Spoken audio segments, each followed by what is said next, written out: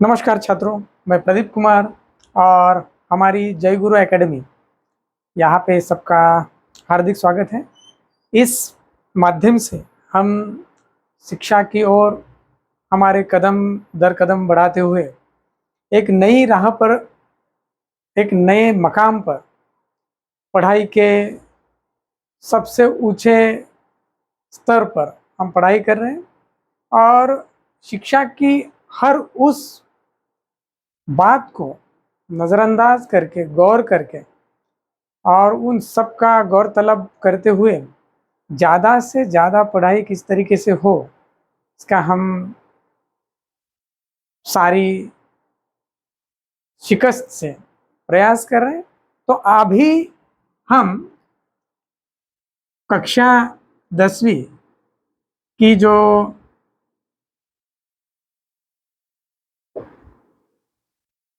किताब है हिंदी, तो इस हिंदी किताब की जो पाठ दूसरा है, जिसका नाम है लक्ष्मी, और इस पाठ का आज हम पूरा विवरण देखेंगे, अच्छी तरीके से पठन करेंगे। पठन होने के बाद उस पे उसका अर्थ विश्लेषण करेंगे, साथ में सारे शब्द का अर्थ देखेंगे और हम पाठ में जो गुरु बचन सिंह जिन्होंने जो पाठ लिखा है,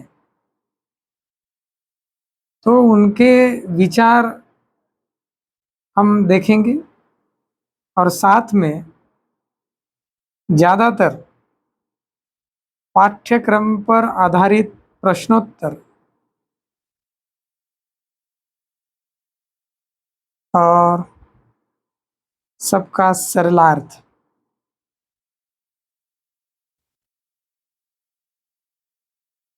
ये देखें।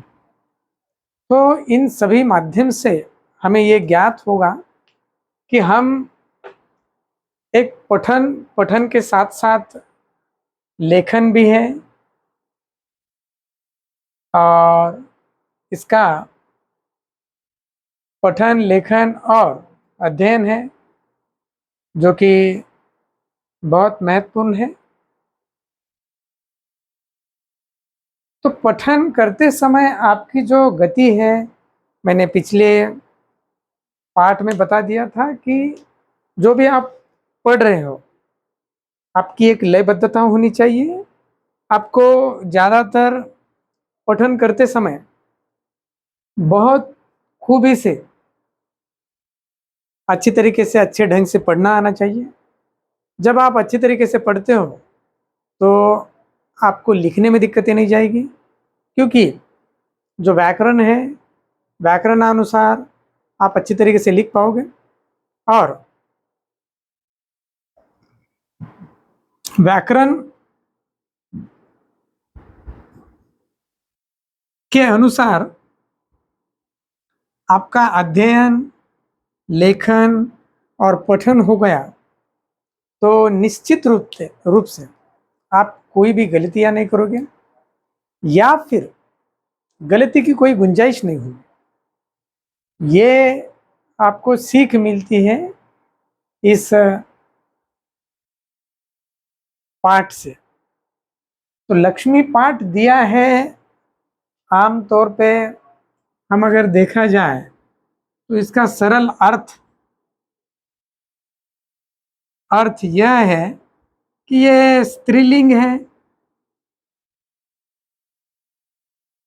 लक्ष्मी स्त्रीलिंग है और लक्ष्मी स्त्रीलिंग होने के बाद ये जो पूरा पाठ है इसी पर आधारित है। तो लक्ष्मी का जो वर्णन है, एक तो ये स्त्री है, या फिर आप अगर पशु के बारे में भी, वो भी हो सकते हैं। गुंजाइश है, हो सकता है, संभावना है। तो संभावना कौन कौन सी है? ये महिला आदि हो सकती है, जिसमें वो बालिका भी हो सकती है। बालिका, महिला, स्त्री, पशु, जितने भी स्त्रीलिंग है उसमें से कुछ भी हो सकता है। वो कब समझ में आएगा? जब आप संपूर्ण पाठ का अच्छी तरीके से अध्ययन कर पाओगे, और अच्छी तरीके से जब अध्ययन होगा तब आपको ये सारी बातें समझ में आएगी कि किस तरीके से हम लक्ष्मी इस पाठ को पढ़ रहे हैं, पठन कर रहे हैं। तो पठन का एकमात्र उद्देश्य है कि आपको पाठ में दिए गए हर उतारा या फिर जो पैराग्राफ है, वो हर उतारा आपको समझ में आना चाहिए, समझना है। समझना है, विचार करना है, विचार प्रकट करने हैं, लेखन है। तो ये सूझबूझ आप में आनी चाहिए। ये पहला एकमात्र उद्देश्य, कि आपकी जो समझदारी है, जो लेवल ऑफ अंडरस्टैंडिंग जिसे हम कहते हैं, आपके क्षमताएं, तो आपकी सारी क्षमताएं यहाँ विकसित होनी चाहिए। क्षमता विकसित हो गई। मैं अगर कुछ, मान लो कि मैं कुछ कविता आपको बता रहा हूं। एक गांव में एक तालाब था, वहां पर बहुत सारे पशु पशु पक्षी थे, पंछी थे, और जानवर भी थे। तो ये आपको समझ रहा है, इसका मतलब आपकी लेवल, आपका जो काफी अच्छी तरीके से आप समझ पा रहे हो, इसका मतलब आपका ध्यान है, एकाग्रता है। उसी तरीके से इस पाठ को हम समझेंगे। देखिए, पाठ दूसरा, जो जिस पाठ का नाम है लक्ष्मी, और लक्ष्मी पाठ का अभी हम अच्छी तरीके से पठन करेंगे। उस दिन लड़के ने तैश में आकर लक्ष्मी के पीठ पर 4 डंडे बरसा दिए थे। देखो, लक्ष्मी अगर लड़की या फिर औरत होती तो हम औरत को तो 4 डंडे नहीं मारेंगे। तो अभी हमारी समझ में ये आना चाहिए कि लक्ष्मी को उन्होंने 4 डंडे मारे। इसका मतलब शायद लक्ष्मी जानवर है, क्योंकि औरत या फिर लड़की, इनको तो आप डंडे नहीं मार सकते, कतई नहीं मार सकते। क्योंकि हम औरत को या फिर लड़की को कुछ बोलते हैं कि ये काम करो, ऐसा करो, वैसा करो, तो वो समझ जाएंगे, उनको उनमें अकल है। तो वह बड़ी भयभीत और घबराई थी। कौन घबराई थी? लक्ष्मी। जो भी उसके पास जाता सिर हिला उसे मारने की कोशिश करती या फिर उछलती कूदती? सिर हिला मारने की कोशिश कौन करता है?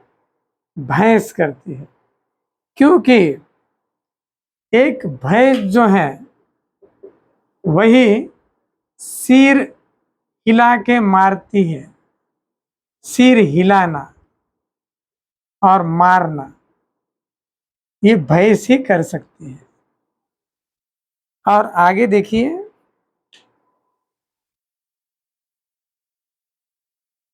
रस्सी तोड़कर खूंटे से आजाद होने का प्रयास करती। रस्सी किसे बंधी होती है? जानवर, भैंस को।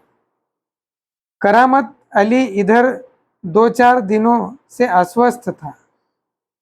तो करामत अली की तबीयत ठीक नहीं थी, और लेकिन जब उसने यह सुना कि रहमान ने गाय की पीठ पर डंडे बरसाए तो ये भैंस नहीं है, भैंस नहीं है, तो लक्ष्मी कौन है? तो लक्ष्मी गाय है। और ये गाय होने के साथ उसने करामत अली ने डंडे मारे। आया समझ में? रहमान, माफी चाहता, रहमान ने गाय की पीठ पर डंडे बरसाए तो उससे रहा नहीं गया। वह किसी प्रकार चारपाई से उठकर धीरे धीरे चलकर बथान में आया, और बथान में आकर क्या बोला? आगे बढ़कर उसने उसके माथे पर हाथ फेरा, गाय के माथे पर हाथ फेरा, पुचकारा और हौले से उसकी पीठ पर हाथ फेरा। लक्ष्मी के शरीर में एक सिरहन सी दौड़ी, यानी कांप उठी हो कि मेरे मालिक ने मुझे बड़े प्यार से अच्छी तरीके से पूछा, क्योंकि मैं तो बात नहीं कर सकती, मैं गैया हूं, मेरे जुबान नहीं है।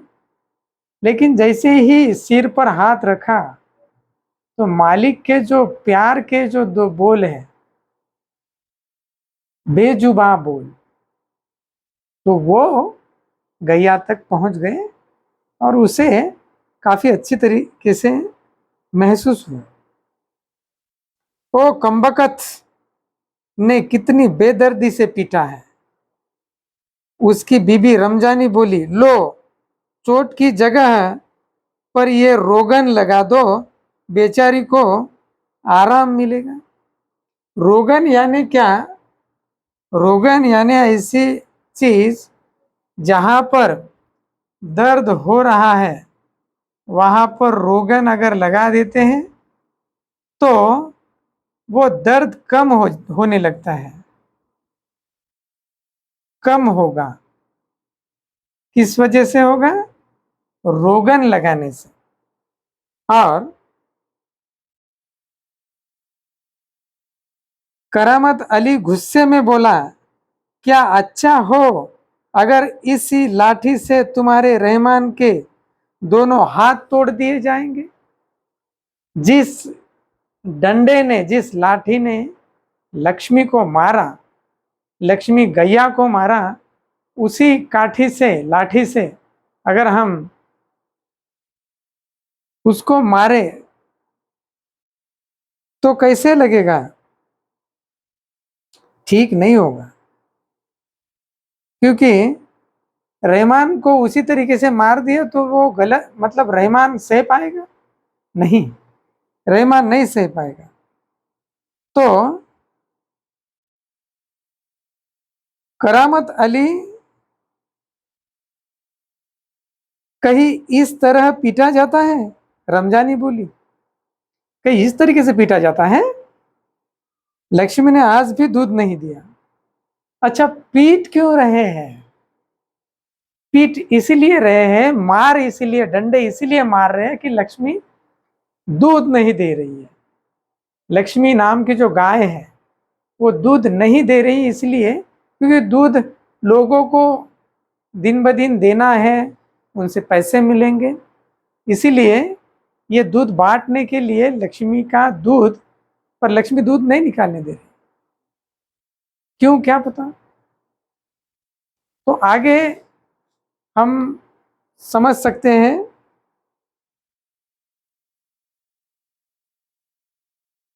रमजानी बोली तो उसकी सजा इससे लाठियों से दी गई।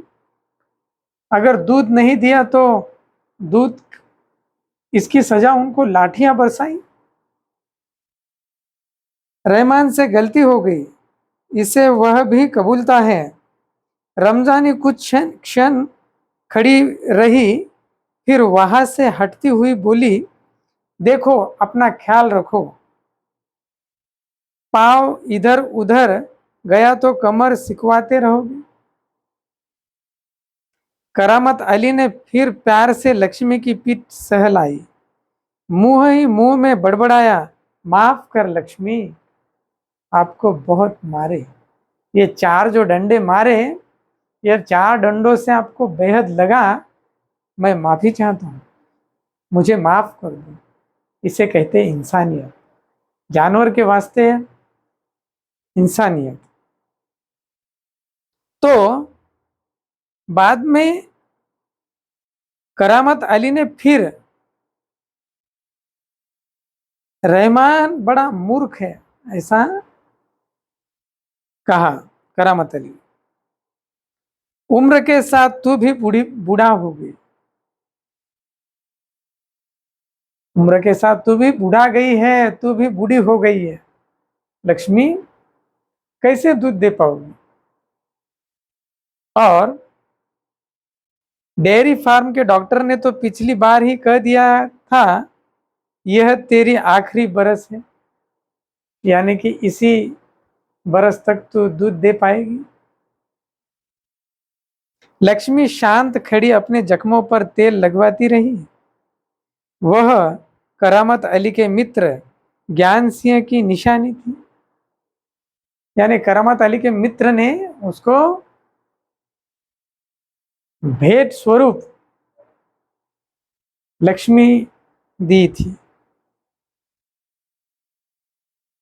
और एक दूसरे के पड़ोसी तो थे ही, वे कारखाने में भी एक ही विभाग में काम करते थे, प्रायः एक साथ ड्यूटी पर जाते और एक साथ ही घर लौटते। और देखिए,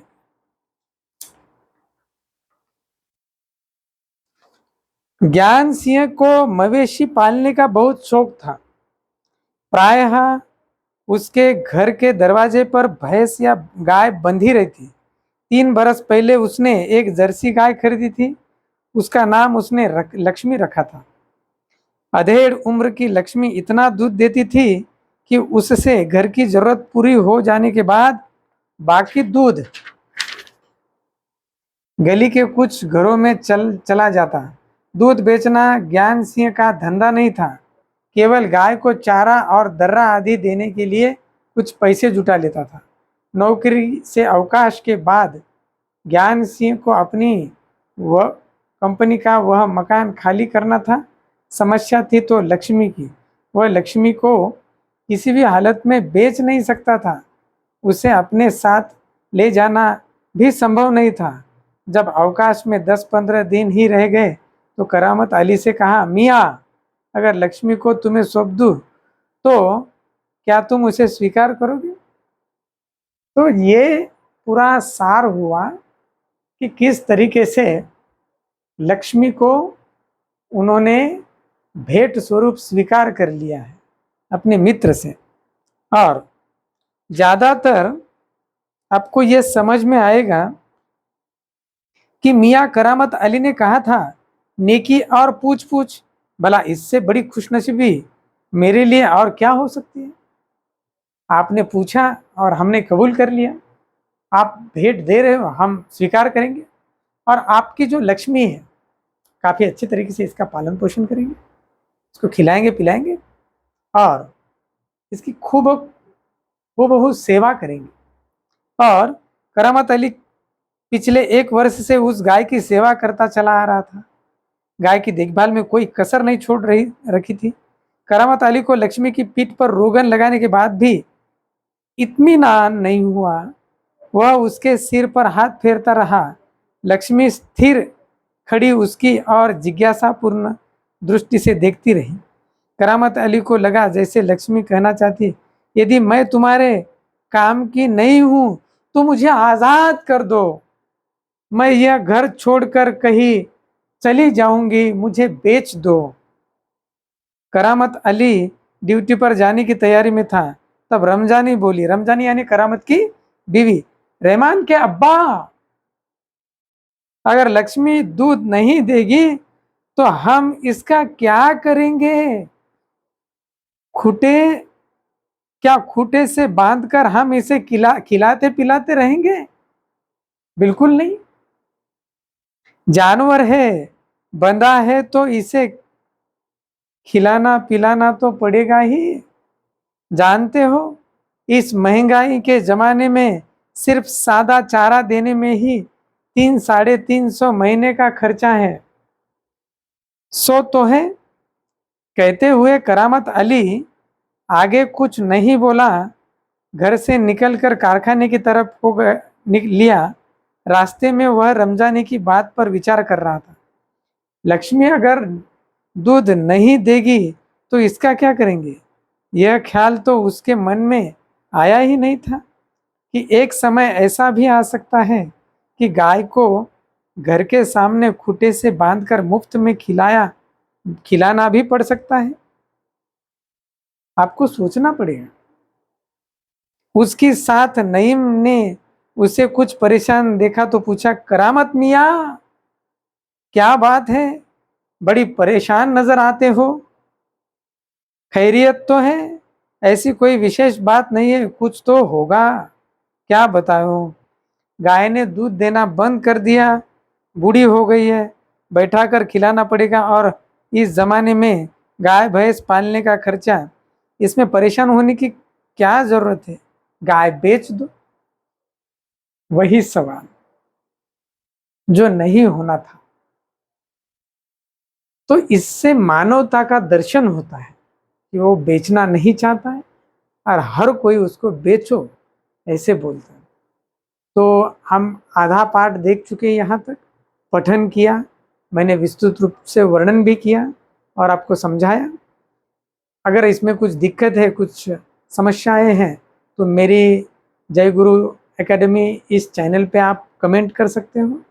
ज़्यादा से ज़्यादा आप आपके मित्रों को बताइए, सहेलियों को बताइए ये वीडियो देखने के लिए, ताकि उसका भी ज्ञान बढ़े, उन सभी का ज्ञान बढ़े और उनको समझ में आए और अच्छे खासे अंक आप प्राप्त कर सकें।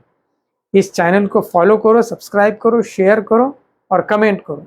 नमस्ते।